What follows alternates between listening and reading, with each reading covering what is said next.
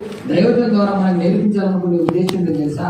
నీ జీవితంలో నువ్వు ఎప్పుడు కూడా నమ్మకముగా జీవించడం. ఎలా జీవించమంటాడు దేవుడు మనల్ని? ఎప్పుడు నమ్మకంగా జీవించడం. అందుకనే ఇక్కడ వాక్యములు చెప్పాడు. ఇంకొక వాక్యాన్ని మనం ధ్యానం చేద్దాం. ఎందుకంటే ఆయన మన జీవితంలో ఎంతో గొప్ప నమ్మకాన్ని కలిగించి తన రక్తాన్ని, ప్రాణం పోయే సమయంలో కూడా ఆయన మన మీద కృపను, ప్రేమను చూపించాడు. చదువుదాం.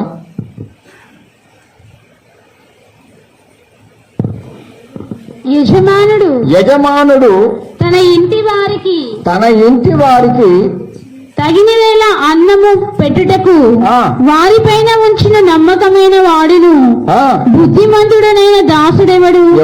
ఇప్పుడు దేవుడు ఏమంటున్నాడంటే, నువ్వు ఒక దాసురాలి కావచ్చు, దాసుడి కావచ్చు. నీకు దేవుడు అడుగుతున్న మాట ఏంటంటే, యజమానుడు తన ఇంటి వారికి తగిన వేళ అన్నము పెట్టుటకు వారిపైన ఉంచిన నమ్మకమైన వాడును బుద్ధిమంతుడైన దాసుడెవడు అంటున్నాడు. ఈ మాటను ఎందుకన్నాడంటే, దేవుడు మనకు పని అప్పగిస్తే, దేవుడే మన కుటుంబంలో కార్యం చేస్తే దాంట్లో మనల్ని కోరుకునేది అంటే నమ్మకంగా జీవించడం. దీన్ని చాలా మంది కోల్పోతారు. ఎక్కడ మనం కోల్పోతాం అనేది అదే 25వ అధ్యాయంలో మనం చూసినట్లయితే 21వ వచనం. అతని యజమానుడు బలా నమ్మకమైన మంచి దాసుడా, నీవు ఈ కొంచెంలో నమ్మకముగా ఉంటివి, నిన్ను అనేకమైన వాటి మీద నియమించేదను. ఇప్పుడు మనం ఎక్కడ కొంచెం బుద్ధి చూపిస్తాం? చెప్పాలి గట్టిగా. మనం ఎక్కడ చూపిస్తాం మన కొంచెం బుద్ధి? 100 రూపాయలు, 200, 100 ఎవరైనా ప్రార్థన చేసుకొని మన భక్తురాలకి ఎవరో 100, 200 ఇచ్చారు. ఫస్ట్ దేవుని ఆత్మానికి భయం కలిగించింది. వామో దేవుని కానుక నాన్నగారు పెట్టుకోవద్దని భయభక్తితో దైవజనులకు ఫోన్ చేసి, అన్నగారు ఎక్కడున్నారు, మీరు రండి, వచ్చేసి మీకు ప్రార్థన మీ కానుక ఇవ్వాలి అని చెప్పింది భక్తురాలు. సంతోషం అనిపించింది మనసులో కూడా. నాకు చాలా ఆనందం వేసింది. అది దేవుడు అన్నాడు, ఆమె పిలువంగానే నువ్వు వెళ్ళకు అన్నాడు. ఎందుకు ప్రభు అంటే అబ్జర్వేషన్లో పెట్టన్నాడు. అబ్జర్వేషన్లో పెట్టినా ఆ ఒక్కరోజు నా భయము తెల్లారిగట్ట లేదు. ప్రార్థనకు వస్తుంది, తిరుగుతుంది మా చుట్టూ, కానీ నేను దేవుణ్ణి ఆ రోజున ఇస్తానని చెప్పాను, మరి ఇంతవరకు ఇవ్వలేదు. ఎందుకు నా దగ్గర డబ్బులు దాచిపెట్టుకొని నేను ఏం తెలియనట్టుగా గెహజీ లెక్క నటిస్తున్నాను అని గ్రహించుకోలేకపోతాను. దైవజనుడు పిలిచి, అమ్మాయి మరి మొన్న నువ్వు డబ్బులు ఇస్తానన్నావు కదా, దేవుడు ఇది ఇచ్చి ఏమైంది అంటే, ఆ గర్రన్న విడవా గుర్రన్న విడవా అంటూ ఉన్నది. దేవుడు నీతోనే డైరెక్ట్ కఠినంగా ఎందుకు చెప్తాడంటే, నువ్వు ఫలించాలి, నీలో ఉన్నటువంటి నీ బుద్ధి ఏందో నీకు తెలవాలి. ఫస్ట్ నువ్వు చేసే పరీక్షలో నువ్వు పోయేటువంటి బిట్ ఏందో నీకు తెలవాలి. నువ్వు దేవుణ్ణి, దైవజన్ని హింసించుకుంటూ, బాధ పెట్టుకుంటూ నీ జీవితంలో నమ్మకాన్ని సంపాదించుకోకుండా ఇలాగే ఉంటే దేవుడు నీకు ఎక్కడికో పొమ్మని చెప్పాడు. లాస్ట్కి పోయి నరకంలో పోయి సాగు అంటాడు. నమ్మకస్తుడు కావాలి దేవుని. ఇస్కరియోతు యూదా ఎందుకు తప్పిపోయాడు నీకు తెలుసా? ఇస్కరియోతు యూదా దగ్గరనే దేవుడు పంచి డబ్బులు పెట్టాడు. ఇస్కరియోతు యూదా కావాల్సింది ఏంటికి చెప్పు? ఈమె కావాల్సింది కూడా డబ్బే. దేవుని ఆత్మ ఉన్నంతసేపు మనంతా భయభక్తులు ఎవరు లేరు, మంచి భయభక్తి కలిగి ఉంటారు. కానీ ఆత్మ పోయిన తర్వాత కూడా మనం అలాగుంటాం. దాన్ని నమ్మకం అంటారు. నమ్మకం అంటే కొద్దిసేపు ఉండి కొద్దిసేపు పోయేది కాదు. దేవుని ఆత్మ ఉన్నప్పుడు అందరు నమ్మకస్తులే. హల్లెలూయా. కానీ ఆత్మ పోయిన తర్వాత మన జీవితంలో మళ్ళీ టర్న్ అవుతాడు. మనం గ్రహించుకోం. ఏజీ తెలిసిందా? ఏజీ లోపల పెట్టుకున్నాడు, తీసుకోపోయి దాచిపెట్టుకున్నాడు, కానీ ఎలీషాకి ఏం తెలియదు అనుకుంటున్నాడు. మనం ఏం చేస్తున్నాం గ్రహించండి. సమూయేలు గ్రంథంలో సౌలుతో సమూయేలు ఒక మాట చెప్పాడు. ఏమని చెప్పాడు? బాబు, అమాలేకుల దగ్గరికి వెళ్ళి ఈ శపించబడిన వారందరూ నిర్మూలన చేసేయి అన్నాడు. చేస్తాను ఆయన అన్నాడు. అవన్నీ చేసిన తర్వాత, దేవునికి విజయం ఇచ్చిన తర్వాత, నేను వచ్చి నీ వంతుకు అక్కడ బలి ఇస్తాను దేవునికి అన్నాడు. Praise the Lord. అయితే వాళ్ళు యుద్ధానికి వెళ్ళారు. ఆ యుద్ధంలో అపజయాలు పాలైతా ఉన్నారు. ఎవరు కూడా జయించలేకపోతున్నారు. చూస్తున్నాడు దేవుడు. సమూయేలుగా అన్నాడు, నువ్వు పోవద్దు ఇప్పుడే అన్నాడు. ఆగిపోయాడు. ఇక సౌలు చేసిన పని ఏంటిది? చదవండి ఒకసారి మీరు. ఆ మొదటి సమూయేలు 13వ అధ్యాయము 12వ వచనం చూడండి. ఇంకను యెహోవాను శాంతిపరచక మునిపే ఫిలిష్తీయులు గిల్గాలునకు వచ్చి నా మీద పడుదురనుకొని నా అంతట నేను సాహసించి దహన బలి అర్పించితినని. నా అంతటా నేను సాహసించి. ఇప్పుడు నీదనేది దాంట్లో పనికొచ్చిందా రాలేదా? కొన్నిసార్లు దైవజనుడు వెయిట్ చేస్తా అంటాడు. ఎందుకు చేస్తాడంటే నీదేమో నడిచిద్దేమో, అక్కడ దేవుని మాట ప్రకారంగా నువ్వు బతుకుతావో లేదో అని నేను ఏం చేస్తానంటే దేవుడు అబ్జర్వేషన్ లో పెడతాడు. అప్పుడు మనం ఏం చేసేస్తామంటే ఏమంటే మన సొంత నిర్ణయం తీసుకొని అయితే మేతి, నిమ్మలంగా ఇంత మేతి, రేపు పోతే మేతి, ఎల్లుండి పోతే మేతి, ఆలస్యం అది ఎక్కడికి పోతుందంటే లాస్ట్కి నీకు నువ్వే సాహసించి ఆ భయాన్ని దేవుడి పట్ల నువ్వు నీ ఆత్మీయ జీవితాన్ని ముందుకు తీసుకెళ్లాల్సిన నువ్వు దిగదారిపోతావు. లాస్ట్ రాని ఆ రాజుగారికి గుర్రమైనట్టుగా అయిపోతావు. కొత్తలో మనకు భయం ఉంటుంది. ఆ భయం ఎంతసేపు ఉంటుందో మనం ఆ భయాన్ని అంతవరకు అందుకని ఇక్కడ ఏమన్నాడు, ఈ యొక్క మోసే విషయంలో ఏమన్నాడు, మీరెందుకు మోసతో మాట్లాడడానికి భయపడలేదు అన్నాడు. ఫస్ట్ భయపడ్డారు, కానీ తర్వాత ఏమైపోయారు, భయపడట్లేదు. మన జీవితంలో దేవుడు అంటే భయపడాలండి. దేవుని ఇక్కడ వాక్యం ఏమన్నాడు చూడండి, కొంచెంలో నమ్మకంగా ఉన్నవాడు మనకి ఎక్కడికి వచ్చేది 10 రూపాయలే కదా మెల్లగా ఇద్దాం. నేను చూస్తా కొంతమంది భక్తులను, దేవుడు వారికి కానికిస్తే అయ్యో నా దగ్గర పెట్టుకున్నాం, మరి ఇది నేను దేవుణ్ణి కదా, నేను ఈ సొమ్మును వాడుకుంటే రేపు ఎట్లుంటుంది అనే భయం ఉండదు. కొంతమందికే ఉంటుంది, ఉండదని కాదు. కానీ కొంతమంది ఏం చేస్తారో తెలుసా, నాకు తెలిసి చెప్తున్నా, మా పీటర్ సార్ చెప్తా, ఎందుకంటే ఆయన బాగా ప్రేమిస్తాను కాబట్టి పోయిన వారం బాగా గాయం రేపినా ప్రేమించడంలో శిక్షిస్తా మీకు తెలియదు. ఆయన ఏం చేస్తాడు తెలుసా, దశమ భాగాలకు వెళ్ళి పైసలు తీసుకొని వాడుకుని మళ్ళీ ఏం చేస్తాడు తెలుసా, మళ్ళా దాంట్లో కలుపుతాడు. ఆయన అంటాడు, నేను మళ్ళీ కలిపేసిన కదా, ఇది భయభక్తి కలిగిన బ్రతుకు కాదు. దేవుని అన్నప్పుడు దేవుడిని అబ్జర్వేషన్ లో పెడతాడు. దీంట్లో నువ్వు నమ్మకంగా ఉంటావా లేదా? చెప్పిన ఎన్నోసార్లు హోసన్న మందిరంలో ఒక విధవరాలు లేని పరిస్థితి, ఆ కాలం ఎప్పుడు 2002వ సంవత్సరం జరిగిన విషయం చెప్తారు. ఆ మందిరానికి వెళ్తున్నప్పుడు ఆమెకు దశమ భాగం బియ్యం తీస్తుంది. ఆమె కంట్రోల్ బియ్యం, మళ్ళీ వేరే బియ్యం ఏం కాదు. తినడానికి తిండి లేదు, ఇంట్లో అస్సలకే లేదు. ఆ కంట్రోల్ బియ్యాన్ని దాచిపెట్టుకుంటూ ఉంది. ఇంట్లో ఏం లేదు. సాధన గారిని చూపిస్తున్నాడు పొద్దుగా లేవగానే, భర్తలో దొరబడి దశమ భాగం బియ్యం ఉన్నాయి, దేవుడైనా సావమని అంటాడా? చెప్పిన కదా గత వారంలో మన సారిపాత విధవరాలు ఏం చేసింది, ఒక్క పూటతోనే నా కొడుకు బతుకుతాడు, నేను బతుకుతాడు అన్నాడు. దేవుడు కఠినమైన ఎగ్జామ్స్ పెడతాడు. మనం అనుకుంటాం కదా, మన దుష్టుడు ఏం చేయడు, తీసుకపోయి దశమ భాగమే చూపిస్తాడు, అటు పోయి అదే చూపిస్తాడు. దీంట్లో నువ్వు నమ్మకంగా ఉన్నావా లేదా నిన్ను పరిశోధిస్తాడు దేవుడు. అబ్రహామును దేవుడు పరిశోధించను, ఎట్లా అనగా తన కుమారుడు ఒకడే ఒకడున్నాడు, వాణ్ణి నాకు ఒక కుమారుడు వాళ్ళు ఇవ్వాల, నువ్వు ఇచ్చేసినావు, నీ బాధ్యత అయిపోయింది. కానీ వాడు రాకుండా దేవుడు వాంతో దేవుడు తీసుకుంటాడు, నీకు సంబంధం లేదు. కానీ నీ మనసులో నువ్వు పెట్టుకొని ఎవరి ద్వారా నీ దగ్గర వాడు కమిట్ అయిపోతాడో వాళ్ళకుంటే శ్రమలు. Praise the Lord. అంటే నీవు ఇచ్చే విషయం కావచ్చు, దశమ భాగం కావచ్చు, దేవుని మందిరం కానుక కావచ్చు, ఇంకేదైనా కావచ్చు, దాంట్లో నువ్వు నమ్మకాన్ని కొంచెమే ఉండొచ్చు. మనం అనుకుంటాం 10 రూపాయలే కదా బ్రదర్. చూసారా మనకి ఎంత అసమర్థత. దేవుడు ఏమన్నా కొంచెమే కదా అంటున్నాడా? ఈ కొంచెములు నమ్మకంగా ఉండువాడెవడో గొప్ప వాటి మీదకి వస్తాడు. హల్లెలూయా. నా బిడ్డలు ఉంటారు ఇప్పుడు, వాళ్ళంతా అన్ని త్యాగాలు చేసుకొని అన్ని వదిలిపెట్టుకొని పరిచయంలో ఉన్నారా? వాళ్ళ దగ్గర డబ్బులు ఉంటే వాళ్ళు భయపడి ఇచ్చేస్తారు. అన్నయ్య మా దగ్గర ఉంటే అది అసమర్థత తిరిగిద్దు, మీరు తీసుకోండి, నేనే చెప్తాను, ఉంచుకోరా ఉండనీరా అంటే అప్పుడు ఉంచుకుంటారు. కానీ నేను చెప్పకుండా మాత్రం ఒక్క 10 రూపాయలు కూడా వాళ్ళ దగ్గర పెట్టుకోవడానికి భయపడతారు. Praise the Lord. మనం ఏ విషయంలో నమ్మకంగా ఉండాలి? దేవుని విషయంలోనైనా మనం అనుకుంటాం, అబ్బా నేనే కష్టపడ్డా కదా. దృష్టిని శోధించే విధానం చెప్తున్నాను. నీ పైసలే కదా, దశమ భాగం తీసినాక నీదెట్లయితుంది? అది దేవుందా కాదా? అంటే తీసిన తర్వాత కూడా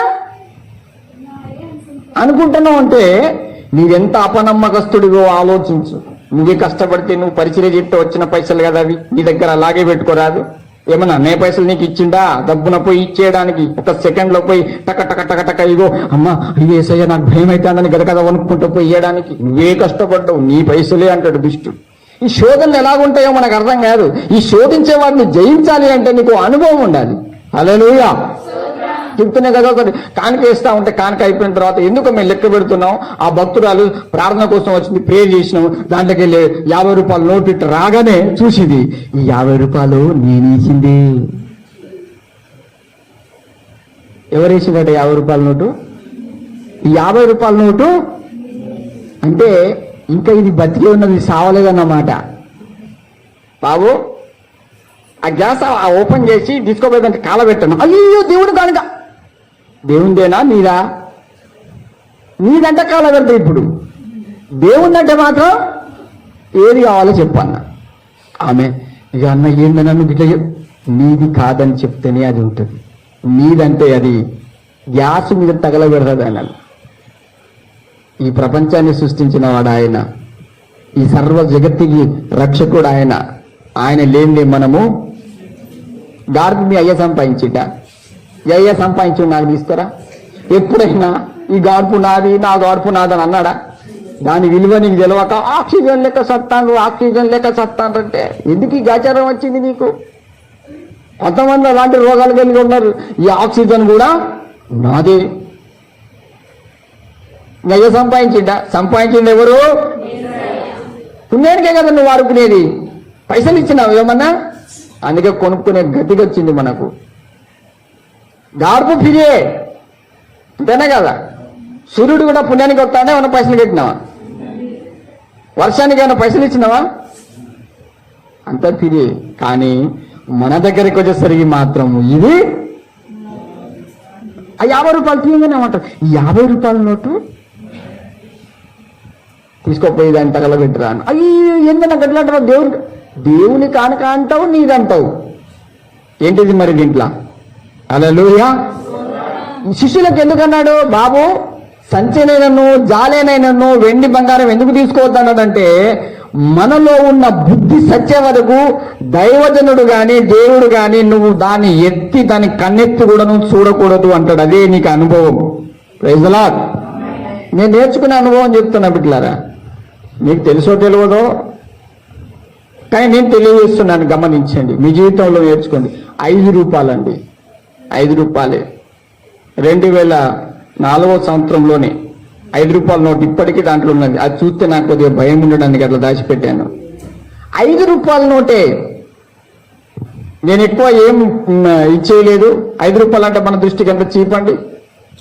ప్రార్థన చేస్తే నాకు ఒకరు 5 రూపాయలే ఇచ్చారు. 2003లోనే, ఎక్కువ ఏం కాదు.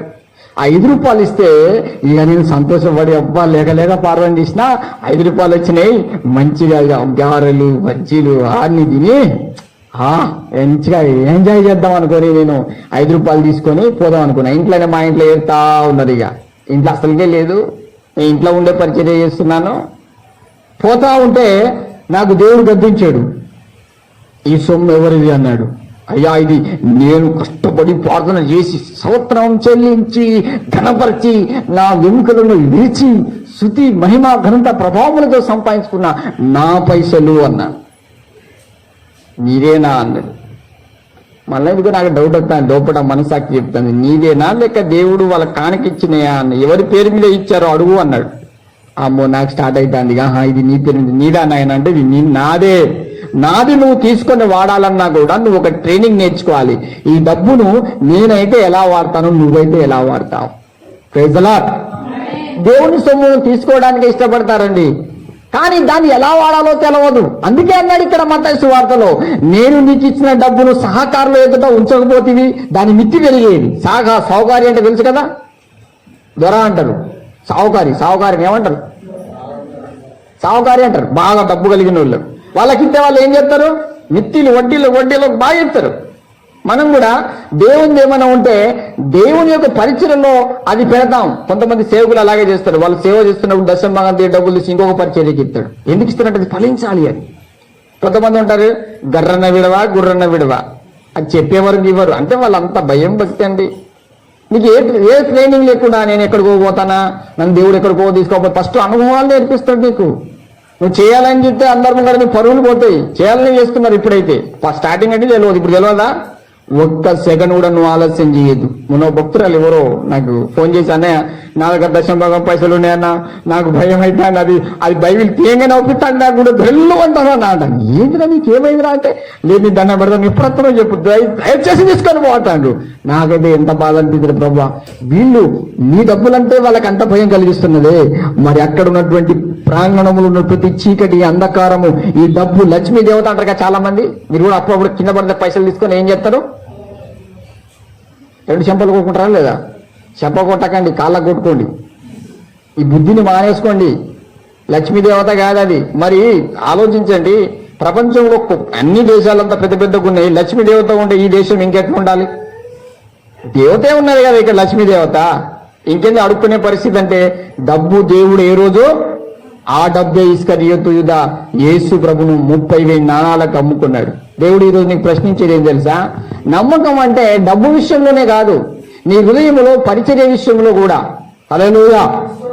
నా అనుభవం చెప్తున్న, చిన్న ఎక్స్పీరియన్స్, పెద్దది కాదు. ఎమ్మటే నాకు నడలడ పుచ్చుకునేది, అయ్యో దేవుని డబ్బు అంటాడు, దేవుడు ఎలా వాడుకోవాలంటాడు, ఎలా వాడుకోవాలని తెలుసుకుంటా. కానీ ఫస్ట్ నేను మౌనం నుండి ప్రార్థనలు గడపాలని అనుకుని నేను ఇంట్లోకి నుంచి వెళ్ళి బయట పక్కనే రూమ్ ఉంటే దాంట్లో పోయి ప్రార్థన చేద్దామని పోతా ఉన్నాం. ఎంతలోనే తాగుబోద్దమ్మ కలిసి ఉన్నాడు. తాగుబోద్దరు కలిసి, నా ఇంట్లో ₹1 కూడా లేదరా, అసలుగే లేదు, ఆ నిగరేమైనా ఉంటే ఇయ్యవా ప్లీజ్ అని కొద్దిగా నన్ను అడుగుతా ఉన్నాడు. అందులో నా అమ్మ వచ్చేసి నూకలు కూడా లేవురా, కూరగాయలు కూడా లేవురా అంటాడు. నేను ఇటు తప్పించుకొని పోదామంటే వీళ్ళు ఎదురొచ్చారు. ఇక అనిపిస్తుంది, దేవుడు నా కుటుంబాన్ని పోషించక ఉంటే తప్ప నేను సేవ చేసింది ఎందుకు అని ₹5 చేతిలో పెట్టి తీద్దామని అనుకుంటానా. నీ ఈరోజు ₹5 వాడుకుంటే 5 సంవత్సరాల వరకు కరువులు వస్తుంది అన్నాడు. ఏం చేయాలి మరిగా? ఇట్లనే పెట్టుకున్నాయి, తీయలే చేతులు. 5 సంవత్సరాల కరువు కావాలా, ₹5 వాడుకుంటావా అన్నాడు. వద్దులే, నీ చేతిలో కూడా భయంకరం. అయినా నువ్వు ఇమ్మంటే ఇవ్వాలి, కానీ నా సొంతంగా నేను వాడడం అది తప్పు. ఏమంటే జేబులు అలాగే పెట్టుకున్నా, పైసలు లేదు ఏం లేదు, ఎట్లా సాగునని కఠినంగా అయిపోయాను. వాళ్ళకి తెలుసు ₹5 నా దగ్గర ఉన్నదండి. హల్లెలూయా. మా దగ్గర భక్తురాలు ఉంది కదా, ఆమె నోరు ఆగకుండా తక్కువ చెప్పింది, అన్నకు అనికేసిపోయింది ₹5 ఉన్నది అనేసరికి వాళ్ళకి ఇక పానం అంతా ఎదుగొట్టుకుంటుంది. ₹5 కానీ ₹5 కానీ అనుకోకుండా ఉన్నమ్మా, మనకు మందిరం ఆటో ఉంటే మెల్లగా యోనక ఇచ్చిన ఇక కుమార్ అంటే, రమ అంటే, అరుణ్ అంటే, పారా ఒకసారి ఒక డ్రాప్ వేసేద్దాంరా, కొద్దిగా తీసుకొద్దాంరా, కొద్దిగా ఇంట్లో పెట్టుకుందాంరా, కొద్దిగా వాడుకుందాంరా, కొద్దిగా అజ్జేద్దాంరా అని కొద్దిగా ఆగం అవుతా ఉన్నారు. ఏమేం చెప్తారా, నేను కూడా మౌనంగా చూసుకుంటా ఉంటానా. టైం రావాలిగా దేనికైనా తీయడానికి. స్తోత్రం చెప్పండి. హల్లెలూయా. దైవజనుడు చెప్పినట్టుగా నువ్వు వాడుకుంటే తప్పేం లేదు, కానీ నీ సొంతం అనేది సాతాను గాడు ఉట్టిగా తీసుకొచ్చి పెడతాడు అక్కడ. అందుకే అంటాడు, పరును సొమ్ములో నమ్మకంగా ఉండని నీవు నీ సొంత సొమ్ములు దేవుడు ఎలా నీకు ఇస్తాడు? Praise the lord.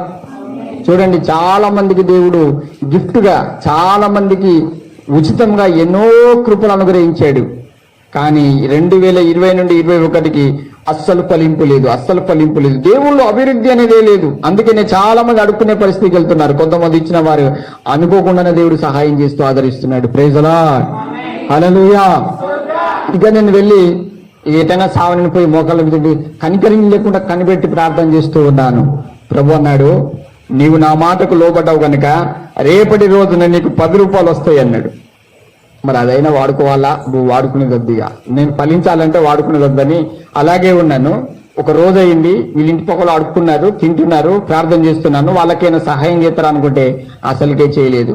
ఇలా వారం రోజులు గడిచినా కూడా నెక్స్ట్ రోజు వచ్చింది ఒక తల్లి, ఆమె కూడా ₹10 ఇచ్చిపోయింది. ఇక పాత నోటు తీసుకున్న ₹15 ఇలాగే పెట్టుకున్నాను. ఏం చేయాలి ప్రభు అంటే, ఫస్ట్ అన్నాడు, నీవు వెళ్ళి ఒక కంజర తీసుకొని నీ కుటుంబంలో ఎక్కడైతే ఉన్నావో అక్కడ ఒక పాట పాడి ప్రార్థన చేసి మరలా నువ్వు ఉండే రూమ్ లో పోయి నన్ను ఆరాధించు అన్నాడు. నాకేం అర్థం కాలే. పోయినా ఆడ కంజర తీసుకున్నా, గిఫ్ట్ ఆఫ్ జీసస్ అని పేరు రాసుకున్నా, పాట పాడి ఎప్పుడైతే దావీదు వలె స్తుతించి ఆరాధించానో ఈ దరిద్రం అంతా ఇంట్లో ఉన్నదంతా పోయింది. హల్లెలూయా.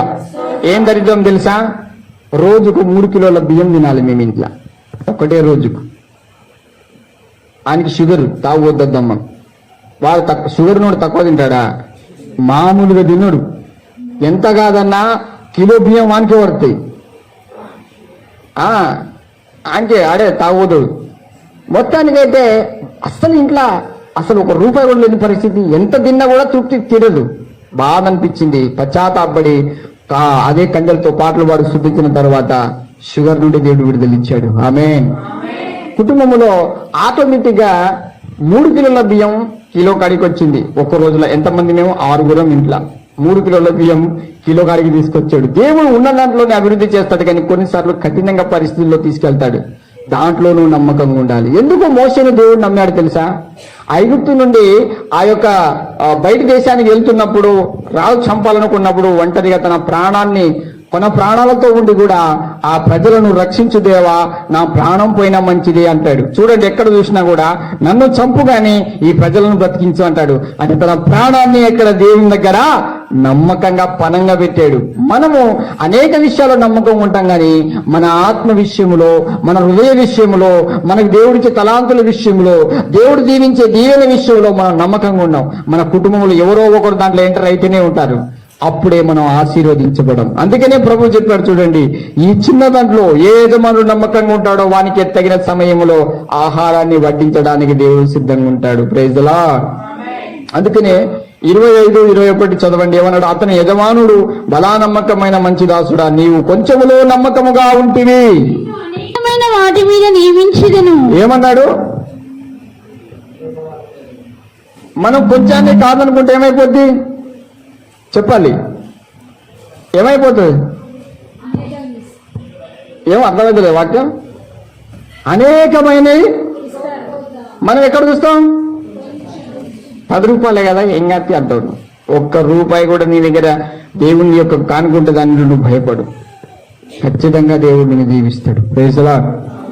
సంఘం ప్రార్థన చేస్తుంది, మేము ప్రార్థన చేస్తున్నాం. మొన్నటి రోజున కూడా దశంభాగం విషయంలో ప్రార్థన చేయమంటే చేస్తున్నాను. ప్రభువా, బిడ్డలు ఎంతో కష్టంతో తీస్తున్నారు నాయన, వారి జీవితంలో మీ మేలుకరమైన కార్యములు జరిగించమని ప్రార్థన చేశాను. దేవుడు అసలు కూడా అండి, మీరు అనుకుంటారు కావచ్చు ఆమె ఇప్పుడప్పుడు మర్చిపోదు, అస్సలుగా మర్చిపోడు ఆయన.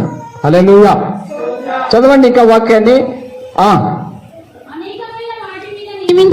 అనేక వాటి మీద నియమించెదను. ఇప్పుడు ఉన్నదాన్ని నువ్వు చూసుకుంటా ఉంటే మరి దేవుడు నేను గొప్పగా, నీవు ప్రవచనాలు ఉన్నాయి కదా పెద్ద పెద్ద, నన్ను బలంగా వాడుకుంటా అన్నాడు. చాలా మంది ఏం చేస్తారండి, నన్ను ఎలా వాడుకుంటా అన్నాడట?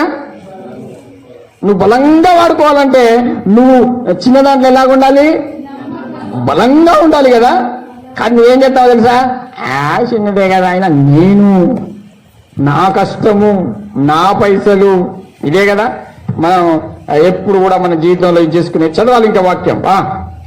యజమానుని సంతోషములో పాలు పొందమని అతనితో చెప్పాను. దేవుడు ఇప్పుడు, యజమానుడు ఎప్పుడు సంతోషపడుతున్నాడు అంటే ఈ కొంచెంలో నమ్మకంగా ఉన్నందుకే ఆయన సంతోషపడుతున్నాడు. ఆమేన్. మనమేమనుకుంటామండి, చిన్నదే కదా ఏమైతే అందులే. ఏమనుకున్నాడు? ఎంతో మంది వచ్చిపోతా అంటారు మా ప్రవక్త దగ్గర, ఇది ఎంత ఆయన ఎలా పట్టించుకుంటాడు అనుకున్నాడు కానీ వదిలిపెట్టలే. హల్లెలూయా. ఆరోను మిరియాములు కూడా అలాగే అనుకున్నారు. ఇంకా అననీయ సభ్యురాలు కూడా ఏమనుకున్నారు? ఏదో ఇక దైవజన్కి ఏం తెలుస్తా అని, మా బాధలు మాకు తెలుసు అన్న. ఇవ్వాలనే ఉన్నది. ఇప్పుడు నాకు వచ్చేదే 10,000, ఇప్పుడేమో మొన్న డ్యూటీ ఇచ్చిన ₹1000 దేవునికి పోతుంది, ఇంకేముంటుంది? నాకెంత వస్తుందన్నా? 10,000 చెప్పేటోళ్ళు లేరా ఇట్లా? ఇంకొంతమంది నాకు గిదగా తెలుసా అన్న. అందుకే మొన్న భక్తురాలి విషయంలో జరిగిన మహాసంఘటన, మామూలు సంఘటన కాదు అది, చిన్న సంఘటన కాదు, మహాసంఘటనే. ఎలాంటి సంఘటన తెలుసా? ₹2,000 వస్తున్నాయి. ఆ ₹2,000 దేవుడు కనుక నమ్మకంగా తీస్తే ఆమెకు దేవుడు గొప్పగా దీవించాలనుకున్నాడు. దేవుడు నాకు చెప్పాడు, నేను ఎమ్మడే చెప్పిన, బిడ్డ నువ్వు దీంట్లో కొంచెం బుద్ధి చూపేకరా, నువ్వు గొప్ప వాటిలో ఉంటావు అని చెప్పి. వాక్యమే అది, నా సొంత మాటలు కాదు. ఆమె ఏం చేసింది తెలుసా? నాకే సరిపోతలేవు, అడుకోపోయిన బస్సు కాడ 1 గంట సేపు కూర్చొని, తప్పేం లేదు. హల్లెలూయా. నేను సేవకు వచ్చేటప్పుడు చెప్తున్నాను, అన్ని పనులు చూసుకుంటూ వచ్చాను. పెయింటింగ్ పని, మార్బుల్ పని, ఆటో డ్రైవింగ్, అన్ని పనులు చేశాను. ఎందుకు దేవుడు ఈ పని చేయమన్నాడు తెలుసా? నీవు నాకు భారం ఉండకూడదు అన్నాడు. అయ్యా నేను నీకేం భారం ఉండదు, నీ భారాన్నే నేను నా సిలువ మోయొచ్చు. నీకు నమ్మకం ఉంటేనే దేవుడు, నేను ₹1 ఎక్కడ కూడా నేను కోల్పోను ప్రభు అని ఏడ్చుకుంటూ కష్టపడుతూ నేను కష్టపడే దాంట్లో కూడా తీసుకొచ్చి దేవునికి మందిరానికి ఇస్తే ఎమ్మటే ప్రవర్తన వస్తుంది. అనేకమైనటువంటి గూఢమైన మర్మాలు నీకు తెలియజేయబోతున్నాను అన్నాడు. ఆ ప్రవచనం రాగానే చూడాలిగా, నాకు మర్మాలంటే మామూలు మర్మాలు కాదు, మా పైన ఉన్న ప్రవక్తలు కూడా రాదు ఆ మర్మాలు, అంత జ్ఞానం ఇచ్చాడు. ఆమేన్. తర్వాత ఒక్కొక్కటి వస్తూనే ఉంది, కష్టపడ్డా నేర్చుకోవాలి. మన జీవితంలో మనం ఏం చేస్తామంటే ఉన్నదాన్నే, ఎంత జీతం ఎంతట? 2,000 ₹2,000 తీయాలన్నా చెప్తున్నాను. ఒక్క ₹10 ఉన్నా కూడా నువ్వు ఖచ్చితంగా ₹1 తీసి పక్కనే పెట్టు. హల్లెలూయా. కొంచెములో నమ్మకంగా ఉండు, దేవుడు నిన్ను గొప్పగా దీవిస్తాడు. Praise the Lord. అందుకని చూడు 25వ అధ్యాయం 23వ వచనం చదువుదాం. అతని యజమానుడు నమ్మకమైన బుద్ధి గల గృహ నిర్వాహకుడెవడు? ఇక్కడ చెప్పాడు ఇంతకు ముందు. కొరింథీయులకు 4వ అధ్యాయం 17వ వచనం. 1 కొరింథీయులకు 4:17 చదవండి. ప్రభువునందు నాకు ప్రియుడును నమ్మకమైన నా కుమారుడగు తిమోతిని మీ యొద్దకు పంపి ఉన్నాను. అతడు క్రీస్తునందు నేను నడుచుకుని విధమును అనగా ప్రతి స్థలములోను ప్రతి సంఘములోను నేను బోధించు విధమును మీకు జ్ఞాపకం చేయును. చూడండి, ఇక్కడ నమ్మకమైన కుమారుడు తిమోతి అన్నాడు. ఇతనికి ఏ విషయంలో దైవజనుడు మెచ్చుకుంటున్నాడు తెలుసా? చెప్పే సమాచారం అందించడంలో. కొంతమంది దైవజనుడు ఒక విధంగా చెప్తే వాళ్ళు అక్కడ పోయి వేరే విధంగా చెప్తాడు. అంటే దేవుని పరసంబంధమైన మర్మాలు, సంఘానికి క్షేమాభివృద్ధి కలిగించే విషయాలు ఏమైనా ఉంటే అతను దాచిపెట్టుకునేటోడు కాదు. ఏమంటే ఏం చేసేవాడు? పక్క వారికి చెప్పేవాడు. ఇగో ఇది వాక్యము. నమ్మకం అంటే ఒకవేళ దేవుడు ఈ రాత్రి పొమ్మంటే ఆ రాత్రి వెళ్ళిపోతాడు. నమ్మకం అంటే మీకు తెలియదు. 1 గంటకు పోమంటే ఎప్పుడంటే అప్పుడు. అందుకే అతనికి నేను నా దేవుణ్ణి ఎలా సేవిస్తున్నానో ఏ ఒక్కటి మర్చిపోకుండా ఖచ్చితంగా మీకు తెలియజేస్తాడన్నాడు. Praise lord. ఇప్పుడు నీకు డబ్బు విషయంలో తెలుసుకున్నావు. ఏ విషయాలు నమ్మకం అని చెప్తున్నాను. దేవుని యొక్క మెసేజ్ ని వింటున్నావు. ఈ రోజున దేవునికి మనస్ఫూర్తిగా నీకు దేవుడు వాక్యమై మాట్లాడండి అనుకో, నువ్వు ఇతరులకు చెప్తావా? చెప్పాలి గట్టిగా. ఎవరికైనా చెప్తావా నువ్వు? దేవుడు ఎలా నమ్ముతాడు నిన్ను? ఖచ్చితంగా దేవుని విషయాలను నీకు మంచిగా అనిపించి సంతోషపడినప్పుడు నీ సంఘంలో నీకు ఆత్మీయులను కనిపిస్తే, ఇగో ఈ సండే రోజున దైవజనుడు ఈ విధంగా వాక్యం ద్వారా మాట్లాడాడు. మనం ప్రతి విషయంలో నమ్మకంగా ఉండడము. హల్లెలూయా. ఆ నమ్మకాన్ని బట్టే దేవుడు మనల్ని దీవిస్తాడు. చాలా మంది కొంచెంలో నమ్మకంగా ఉంటారు కానీ గొప్ప గొప్ప మాయకళ్ళగా అంటా ఉంటారు. ఎక్కడి ఇస్తాడు దేవుడిని గొప్పగా? ఈ కొద్ది దాంట్లో నువ్వు నమ్మకంగా ఉండడం నేర్చుకో ఫస్ట్. Praise the lord. అప్పుడే దేవుడు ఏం చేస్తాడు? నిన్ను గొప్పగా ఆశీర్వదిస్తాడు. అందుకనే ఈ గృహ నిర్వాహకుల గురించి చెప్పాడు. 42వ వచనం చదవాలి. 2వ వచనం. మరియు ప్రతి వాడిని ఆగు సిస్టర్, కొద్దిగా చదవండి, చదువుట. మరియు గృహ నిర్వాహకులలో ప్రతి వాడును నమ్మకమైన వాడయిండుట అవశ్యము. Praise the Lord. ఇక్కడ ఏమన్నాడంటే గృహ నిర్వాహకుడు అంటే నీ హృదయానికి నువ్వే యజమాని. ఎవరు యజమాని? ఆ హృదయాన్ని పవిత్రంగా కాపాడే బాధ్యత ఎవరిది? నీది కాదా? నీ హృదయం మోసకరమైనదని వాక్యం అంటుంది. కాబట్టి నువ్వు యజమాని అయితే నీ హృదయాన్ని నువ్వు ఎలా కాపాడుకుంటావు? ఎంతో నమ్మకంగా. దాంట్లో ఎవరు ప్రవేశిస్తున్నారు, ఎవరు నివసిస్తున్నారు నువ్వు చెక్ చేసుకోవాలి. 3 విధాలుగా ఉన్నది. 1 మన హృదయం, 2వది ఇల్లు, 3వది దేవుని యొక్క సంఘం. Praise the Lord. మళ్ళా మొట్టమొదటిది దేవుని యొక్క ఆలయం, అంటే దేవుడిని హృదయంలో నివసించే ఆలయాన్ని కాపాడుకో. మళ్ళా 2 దేవుని యొక్క ఆలయం, 3 నీ కుటుంబం, 3వది నీ జీవితంలో నువ్వు కాపాడుకోవడం.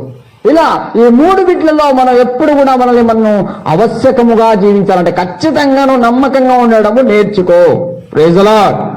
అంతేనండి. చాలా మంది ఎవరన్నా వాడుకుంటే ఎవరు చూస్తారు, ఇది నమ్మకస్తుడు, అయితే ఎక్స్పీరియన్స్ ఎలాగుంది, ఎలాగుంటాడు, ఏం చేస్తాడు, ఇవన్నీ అబ్జర్వేషన్ చేస్తారు. దేవుడు కూడా నీ గొప్ప తలాంతునిచ్చి దీవించాలి అంటే నువ్వు చిన్న తలాంతులో ఎలాగుండాలంటే, చాలా తెలియని వాళ్ళు మనల్ని శోధిస్తూ ఉంటారు. నీకు తెలియని మాట మనం పట్టించుకోవద్దు, గ్రహించుకోవాలి. హల్లెలూయా. అందుకనే 7వ అధ్యాయము 25వ వచనం చదవండి.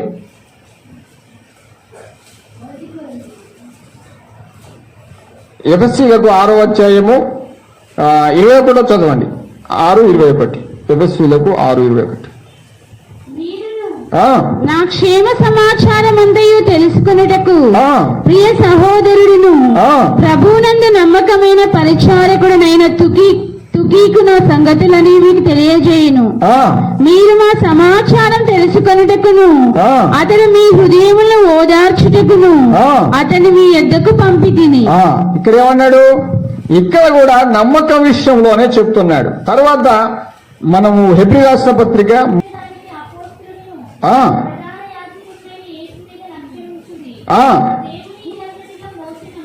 దేవుని ఇల్లందరిలో మోసే నమ్మకస్తుడుగా ఉండినట్లు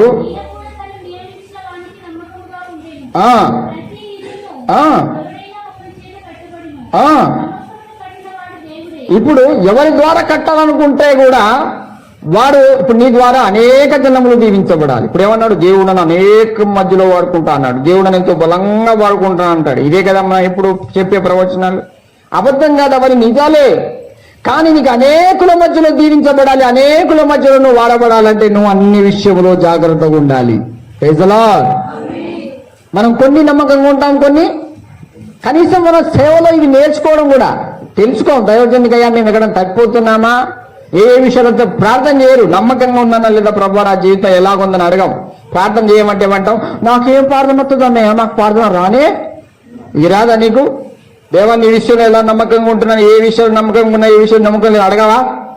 ప్రార్థన రాదట. ఇది అడగడమే భయభక్తి కలిగి జీవించడము, పాత బుద్ధి పాత గుణాలు తీసుకోవడము, నూతన స్వభావం ఎన్నో ఉంటాయి. మనం ప్రార్థన చేయడానికి ఒక రోజు కూడా సరిపోదు. బైబిల్ ప్రకారంగా ప్రార్థన చేయడం నేర్చుకోండి. Praise the Lord. ఇన్ని పెట్టుకొని ప్రార్థన రాదు, నాకేం ప్రార్థన చేయాలో నాకు తెలియదు అంటున్నావు. దేవుని దగ్గర నువ్వు తప్పిపోతే దేవుని దగ్గర నువ్వు మార్గొంచుకుంది. ప్రభా నిజమే, నేను కొద్ది దాంట్లో నమ్మకంగా లేను, నువ్వు నన్ను పరీక్షిస్తున్నావు, వాక్యంగా నాతో మాట్లాడుతున్నావు, నేను వాక్యం విని అక్కడే ఇప్పుడు కొద్దిసేపు 5 నిమిషాలు ఆమెనంటే ఇక్కడే మర్చిపోతా. ఇలాంటి వాళ్ళు ఉంటారండి. థర్డ్ వేళ వచ్చింది, ఆల్రెడీ స్టార్ట్ అవుతుంది. నీ ప్రాణాన్ని నీ శరీరాన్ని దేవుని కోసం పవిత్రంగా నువ్వు కాపాడుకుంటున్నావా? అది దేవుని ఆలయము, దాన్ని కాపాడే బాధ్యత నీదే. దాంట్లో నివసించేది దేవుడే. ఆ దేవునిలో నివసించాలంటే నువ్వు పవిత్రంగా జీవించాలి. దేవుని పరిచయం ఇస్తా ఉన్నప్పుడు అందుకే యేసు ప్రభు తన ప్రాణాన్ని, తన ఆత్మను, తన శరీరాన్ని దేవునికి సమర్పించి ఏ విషయంలో పాపం లేకుండా తన్ను తానే దేవునికి సజీవంగా సమర్పించుకున్నాడు. మరి నీ జీవితంలో ఎవరెవరు ఎంటర్ అవుతున్నారు? నీ జీవితాన్ని ప్రభు చేతికి అప్పగిస్తున్నావా? దాని మీద ఎవరెవరి పెత్తనాలు జరుగుతున్నాయి? పొరపాటున అపవిత్రుడు, అంధకారంలో ఉన్నవాడు, పాపంలో ఉన్నవాడు ప్రభుత్వం నీలో ఉంటే, ఒకవేళ లోక ఆశలు నీ హృదయంలో నివాసం చేస్తే, ఇప్పుడు 1 కొరింథీయులు 3:16 చదవండి త్వరగా. ఎవరు మనము దేవుడి ఆలయమై ఉన్నారనియు దేవుని ఆత్మ మీలో నివసించుచున్నాడని ఎరుగరా? ఎవడైనా దేవుని ఆలయంలో పాడు చేసిన ఎడల దేవుడు వాణ్ణి పాడు చేయను. అంతే. ఇప్పుడు మనకు అన్య సభ్యురాల దగ్గరికి వెళ్తే డైరెక్ట్ పేతురు ద్వారా దేవుడు మాట్లాడుతున్నాడు. దేవుణ్ణి మోసం చేయడానికి మీరు ఎందుకు భయపడలేదు? దేవుని ఆత్మను ఎందుకు శోధించిందంటే, ఇలా హృదయంలో ఎవరు చేర్చుకున్నారు? దుష్టుని చేర్చుకున్నాడు. హృదయంలో పరిశుద్ధాత్మను మీరు మోసపుత్తులు కనుక మీరు చస్తారన్నాడు. ఎక్కడ ఏమన్నాడు? ఎవడైతే నా ఆలయాన్ని పాడు చేస్తాడో వాడు ఆటోమేటిక్ గా నీ హృదయంలో ఎవరికి చోటు ఇవ్వాలి చెప్పు? అర్థం కదా? నీవు తప్ప నాకు ఈ లోకంలో ఎవరున్నారయ్యా, నీవు తప్ప నా హృదయంలో ఎవరికి చోటే లేదయ్యా. దేవుని కుమారుడా నన్ను దాటిపోకయ్యా నజరే. పరిశుద్ధాత్మ దేవుని హృదయంలో ఆయన చోట్లో మా సార్ చాలా మంచోడండి అంటారు చాలా మంది. ఈ సారాట చాలా పొద్దున్న నుంచి వెళ్ళి పెడితే సాయంత్రం వరకు సాగకూడతాడు, ఆయన మంచోడు అయిపోయాడు. నీకోసం రక్తం కాచి ప్రాణం పెట్టిన యేసయ్యేమో ఎక్కడైనా ప్రభుని స్తుతించి మహిమపరిచావా నువ్వు? Praise the Lord. నీ హృదయం ఎవరికి వెళ్ళిపోతుందో చూడు, చెప్పు టైం వచ్చినప్పుడు. కానీ మామూలుగా మరి అంత ఊరగదు. అందుకనే పరిచయం ఇచ్చే వాళ్ళకు ఒక బిట్ ఉంటుంది చూడండి. మనము అదే తిమోతి రాసిన పత్రిక 2 తిమోతి 2:2 చదవండి. 2 తిమోతి 2:2 త్వరగా. ఒక్కోళ్ళు అది ఒక్కోళ్ళు ఇది. వీళ్ళ దగ్గర నచ్చదు నాకేంటంటే, నీవు అనేక సాక్షులు ఎదుట నా వలన విన్న సంగతుల్లో ఇతరులకు బోధించుటకును. ఎవరికి అప్పగిస్తాడు దేవుని పనిని? దేవుడు ఇంకా మన చేతికి ఇవ్వట్లేదు. ఎగ్జామ్ లో పెట్టాడు, అబ్జర్వేషన్ లో పెట్టాడు, మనకేం అర్థం కాదు. ఇప్పుడు నా దగ్గర చాలా డబ్బు ఉంటుంది, దేవుడు ఇచ్చింది కానుక నువ్వు ఇచ్చేది నువ్వు 100 రూపాయల గురించి ఆలోచిస్తున్నావు. దేవుడు కూడా ఎంతో ఇస్తాడు. రేపు గొప్పగా దేవుడిని దీవించవచ్చు. నువ్వు 200 రూపాయలే దగ్గర పెట్టుకునే 2 రోజులు చేసినావంటే ఇక దేవుడు నీకేమిస్తాడు? ఇంకా అడుక్కొతినే బతికే వస్తుంది మనకు. ఒక్క సెకండ్ కూడా నీ దగ్గర పెట్టుకోవడానికి వీల్లేదు. Praise the Lord. నమ్మకమైన మనస్సాక్షి గల వాడు చెప్పు సంగతులేమనగా. ప్రకటన గ్రంథంలో ఆ మాట ఉంది చూడండి. ఈ నమ్మకమైన మనస్సాక్షి ఏం చేశాడు తెలుసా? నువ్వు దొంగదానివైతే, అననీయ సభ్యులు లాంటి దానివైతే, నువ్వు దొంగోడివైతే గెహజు లెక్క ఎమ్మటే ఈ మనస్సాక్షి ఏం చేసి తెలుసా? టైం ఏంది చూడు అంటాడు. Praise the Lord. ఎంతసేపు పెట్టుకుంటావు లోపట? Praise the Lord. చూడండి 1:10 చదవండి. 1:5 5వ వచనం. నమ్మకమైన సాక్షియు మృతుల్లో నుండి ఆది సంబుధుడుగా లేచిన వాడును భూపతులు గతిపేదిన యేసుక్రీస్తు నుండి కృపా సమాధానం కలుగును. నమ్మకమైన సాక్షియు అన్నాడు. అంటే మన మధ్యలో సాక్ష్యం చెప్పగలిగినటువంటి మంచి మనసాక్షి యేసయ్యలో ఫస్ట్ నమ్మకత్వంలో ఉంది. ఆమేన్. మనస్సాక్షి హెచ్చరిస్తా ఉంటుంది, 1 సెకండ్ ఆలస్యం చేయకు, నువ్వు దీంట్లో కష్టపడు. దేవుడు ఎందుకు అందిస్తాడో తెలుసా మీకు? గొప్పగా దీవించడానికి. Praise the Lord. హల్లెలూయా. మనం గులుగుతాం, సనుగుతాం. చాలా మందికి దేవుడు కార్యాలు చేయడం లోపల గులుగుతూ సనుగుతూ ఉంటారు. అలాంటి వాడికి దేవుడు ఇస్తాడా? దేవుడు హృదయాన్ని చూస్తూ ఉంటాడు. ఏమో గునిగిందా సనిగిందా కొన్ని క్లిష్ట. నీకు నమ్మకమైన సహోదరుడని నేనెంచిన సిల్వాను చేత దీన్ని పంపుచున్నాను. అంటే ఎంతమంది దొంగలున్నా ఈయన నమ్మకస్తుడని నేను ఎంచుకున్నది ఆ వ్యక్తి ద్వారానే ఈ యొక్క పత్రికలు నీకు అప్పగిస్తున్నాను. మరో వాక్యం చదివి ఇక మనం ముగిద్దాం. రెవల్యూషన్ 3:14 వచనం. ప్రకటన గ్రంథము 3:14 చదివి ముగిద్దాం త్వరగా. లవోదియకులో ఉన్నాడు సంఘపు దూతకు ఇలాగూ వ్రాయుము. చూసారా? నమ్మకమైన సత్య సాక్షియు అంటే సత్యమును ముట్టి నమ్మకం కలిగినటువంటి ముద్ర దేవునికి ఉంది. నీ జీవితంలో ఎక్కడ కూడా నమ్మకాన్ని కోల్పోవద్దు. నువ్వు ఎలాంటి క్లిష్ట పరిస్థితులనైనా దేవుని విషయంలో నమ్మకంగా ఉండు. మనుషుల చేత నువ్వు మోసపోవచ్చు, మనుషుల దృష్టికి నువ్వు మోసదానివి కావచ్చు, కానీ దేవుని దగ్గర మాత్రం నువ్వు నమ్మకంగా ఉండాలి. Praise the Lord. మాట ఇస్తే తప్పద్దు, తప్పిపోయినావు అనుకో తర్వాత నువ్వు తప్పిపోతావు. జీవితంలో దేవునికి మాట ఇచ్చి తప్పదు. లేకుండా చెప్పకు. నోటి ద్వారా చాలా మంది ప్రమాణాలు చేస్తారు, చెప్పేస్తారయ్యా నేను అది చేస్తానయ్యా ఇది చేస్తానయ్యా. నీకు దేవుడు వచ్చి దైవజనుడు వచ్చేసి నీకు అది ఇది అని చేతులు పట్టుకొని నేను అడగట్లే, నేను ఎవరిని అడగనండి. నీకు దేవుడైనా ప్రేరేపణ ఇచ్చి ఇస్తా అంటే మాత్రం తప్పదు. ఇట్లా చెప్పి తప్పిన వాళ్ళు ఎంతమంది లేరండి? చాలా మంది ఉన్నారు. దాని ద్వారా కూడా మనం కోల్పోతాం. చెప్పకు. నీకు దేవుడు ఎప్పుడైతే ప్రేరేపణ కలిగించి కృతజ్ఞత కలిగిన బుద్ధి పుట్టిస్తాడో ఎమ్మటే నువ్వు చెప్పిన దాన్ని ఆలస్యం అసలుకే చేయకూడదు. ఆలస్యంలో కూడా ఏముంటుంది చెప్పండి? అపనమ్మకస్తము ఉంటది. ఇప్పుడు ఇక్కడ సమయలు మన చూసినట్లయితే సౌలు రాజు ఉన్నాడు. సౌలు ఏం చేశాడు? ఆలస్యం చేస్తున్నాడు సమయలు. సౌలు త్వరపడి ఎమ్మటే యాట్ను కోసేశాడు. బలి ఎవరు అర్పించేది? యాజకుడు అర్పించాలి. ఈయన రాజు, ఈయన ఈ పని చేసే పని కాదు. ఎవరు చేసే పని వారికే చేయాలి. నమ్మకంగా నీ జీవితంలో నువ్వు ఉండు. దేవుడు నీకు అనేక వాటి మీద ఏం చేస్తాడంటే దీవిస్తాడు. దేవుడు ఈ రోజున నీ కుటుంబం విషయాలు కూడా నమ్మకంగా ఉండు. ఈ రోజు నువ్వు అనుకోవచ్చున్నాయా, మా ఇంట్లో చాలా చిన్నది ప్రైవేట్ గా చేసుకుంటున్నాం అన్న, హాస్పిటల్లో నెలకు ఎంత అంట ఒక 2,000 వస్తున్నాయన్నా, మాకు చాలా ఉంటే మేము కూడా దేవునికి ఎంతో ఇచ్చేటోళ్ళం అన్నా అన్నట్టు లేరా? ఇక్కడే ఎంతో ఇచ్చేటోళ్ళు అంట. దేవుడు ఏమన్నా ఓ పెద్ద బంగళ ఇమ్మనంట 10 రూపాయలే తీసుకొచ్చి పేద వివరాలు ఏం చేసింది? అయ్యా ఇది చాలా తక్కువనైనా అన్నాడు. అది గుర్తుపెట్టుకున్నారు మన వాళ్ళు. ఇప్పుడు కానుక పడేటప్పుడు అందరు 10 రూపాయల నోట్లే తీసుకొచ్చి పెడతారు. ఏమైందిరా ఎందుకు ఇచ్చావు 10 రూపాయలు అంటే, ఆ వివరాలు 10 రూపాయలలోనే నీకు లేదు కాబట్టి ఆమె ఇచ్చి నీకు లేదా 100 రూపాయలు అటు నెట్టేసి 10 రూపాయల నోట్లు ఇటు గుర్తుడు పెట్టి చూడండి. డబ్బా తీయగా దాంట్లో అన్ని 10 రూపాయల నోట్లు పెడతా అంటే ఎవరో ఒకరు 100 రూపాయలు వేస్తారు దాంట్లో. అది వేసినప్పుడు దేవా వీళ్ళు ఎవరై ఉండవచ్చు నాకు అనిపిస్తుంది. వీళ్ళు కొద్దిగా మార్పు వచ్చింది, కానీ వారి యొక్క పరిచర్య, వారు చేసేటువంటి ఉద్యోగం కానీ వారి కుటుంబంలో కూడా ఈ మార్పును దయచేయమని ఎమ్మటే దేవుని స్తుతిస్తున్నాను. డబ్బును బట్టే కాదు, ఎప్పుడు అందరూ ఒకే విధంగా ఉండకూడదు. ఎప్పుడు ఒకటే కాదు, ఒక స్టేజ్లో ఉంటాం. మనం ఎప్పుడు 10 రూపాయలే ఉంటాయి నీ చేతిలో. ఎప్పుడు 100 రూపాయల నోటు చేతులకు రాలా? ఎందుకంటే మీరు చాలా నమ్మకమైన వాళ్ళు కాబట్టి. నమ్మకం అంటే తెలుసా, నువ్వు డబ్బును ఉంచుకునేటప్పుడే నీకు నమ్మకం ఉంటుంది.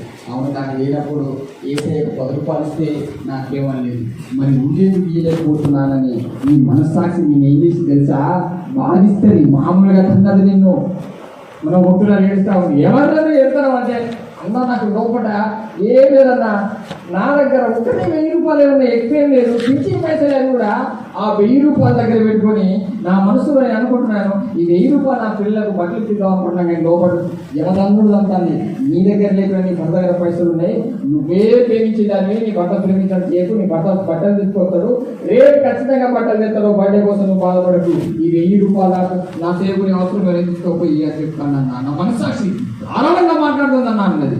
మరి ఎందుకు ఆలస్యం చేసావు, నేను రావాలా అన్న. ఏమన్నా భయం పుట్టేసి నేను ఫోన్ పే చేస్తానని చేయమన్నా పంపించేసి. ఒక్క సెకండ్ కూడా ఆలస్యం చేయలేదు. నిజంగానే రెండవ రోజు వాళ్ళ భర్త వాళ్ళ మామ వాళ్ళు తీసుకోపోయి ఈమె ఎంత కొనిపించాలన్నా తెలుసా బట్టలు? 1000 రూపాయలు. 1000 రూపాయలు ఏ బట్టలు వస్తాయి చెప్పండి ఇద్దరికి?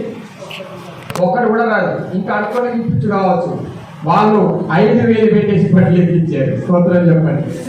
హల్లెలూయా. వచ్చే దాంట్లోనండి ఇంత దాంట్లోనే ఇంటి ఉందన్నా ఏమైతే అది ఇంత దాంట్లో ఏమి ఇస్తామన్నా మేము పాట మాత్రం ఏం పాడతాం మనం?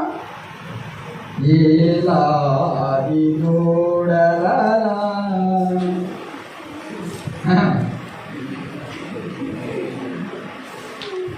ఏలా పొట్టేలనా అది పాడే పాటి నేను ఊరి కింద పడిపోతూనే ఉంటుంది. ఈగో చేసిన ఉపకార చినివి చినివి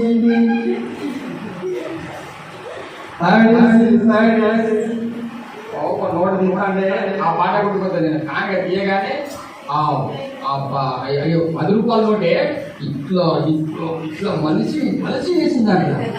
అది తీసేసరికి 3 ఒక్కలే ఇది.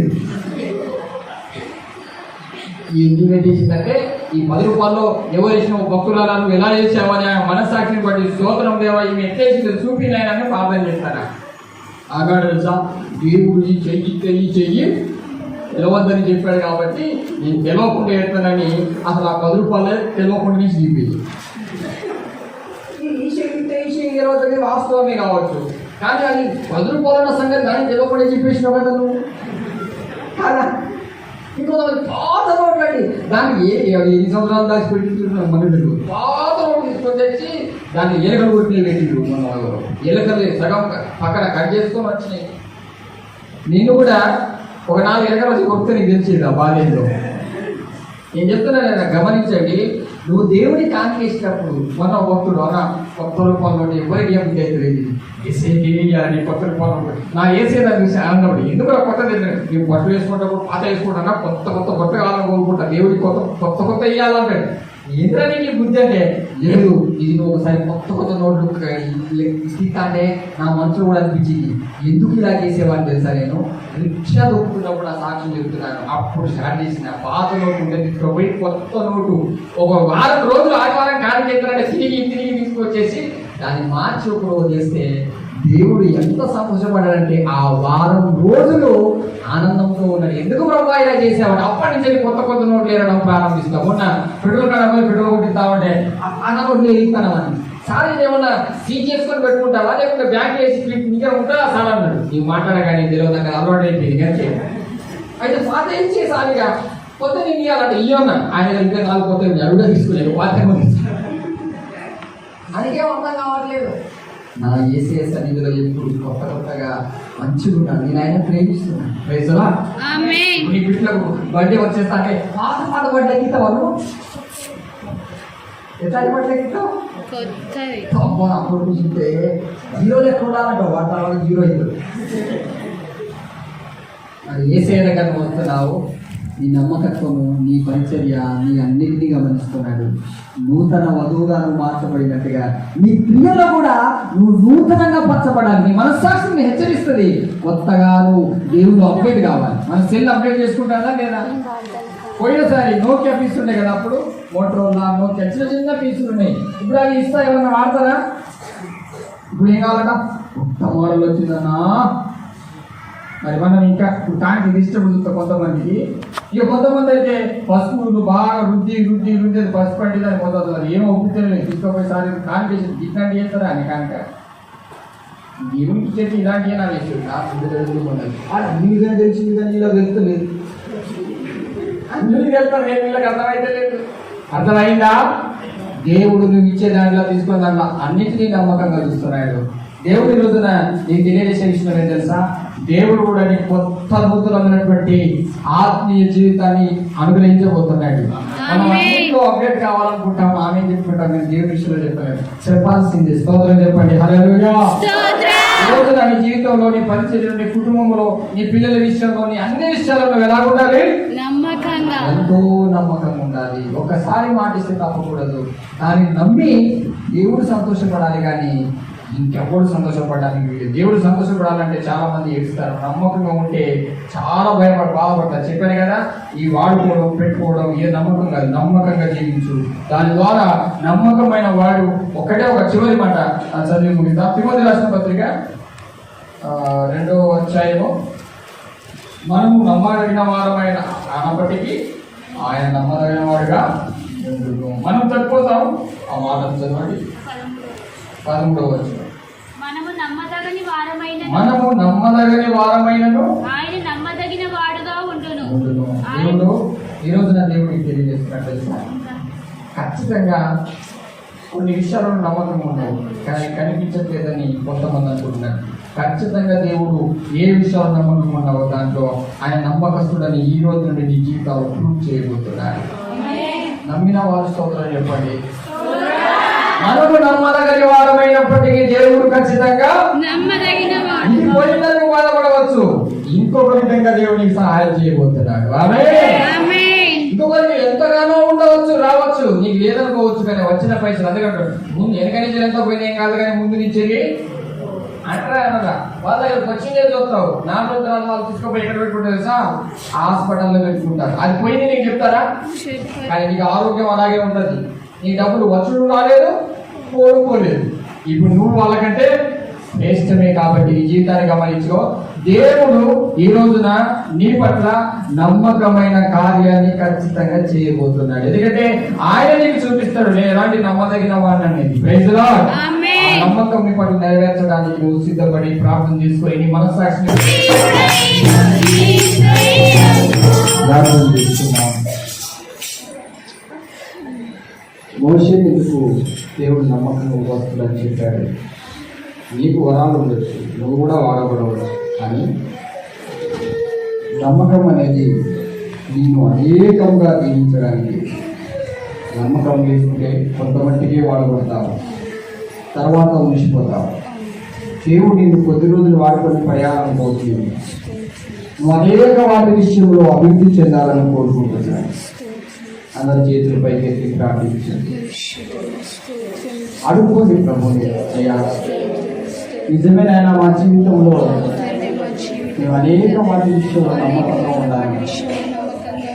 నేను వచ్చిందే కదా అని కొంచెం గురించి చూపించాను. ఇవాళ కాకుండా రేపు చేస్తూ ఏమైతుందని అనుకుంటున్నాను, కానీ ఆలస్యం నమ్మకానికి గుర్తు కాదు. త్వరగా అది నీ సన్నిధిలో చేర్చబడాలి. నీదన్నప్పుడు అది నీ దగ్గరే ఉండాలి. నా దగ్గర ఉండడం అది కరెక్ట్ కాదు. పరిశుద్ధాత్ముడా దేవుడా, నీ అందు నేను భయభక్తులు కలగకుండా ఎక్కడెక్కడ అసమర్థంగా జీవించానా తెలియచేయండి. కుటుంబంలో దశభాగం విషయంలో, కానుక విషయంలో, కూరగాయల విషయంలో, బియ్యం విషయంలో ఆయన నేను ఖచ్చితమైనటువంటి హీన మనసుతో మంచి మనసుతో నీ పట్ల నమ్మకంగా నేను నమ్మకం ఉండే వారికి నేను ఏ రోజు దాచిపెట్టావు, ఎమ్మటే ఇస్తావు. దేవుడు అంటున్నాడు, నమ్మకమైనటువంటి మనస్సాక్షి కోసం ప్రార్థన చేయబడుతున్నాడు. ఫస్ట్ నీకు ఏం తెలుసా, నమ్మకమైన మనస్సాక్షి. ఆయన నమ్మకమైన మనస్సాక్షి కలిగిన వాడు. నీకు ఆ నమ్మకమైన మనస్సాక్షి ఉంటే ఎమ్మటే లోపల వాదిస్తూనే ఉంటుంది. ఎందుకు టైం వేస్ట్ చేస్తున్నాము, తీసే అంటే నమ్మకమైన సాక్షి, నమ్మకమైన సత్య సాక్షి కలిగిన వాడు ఆయన.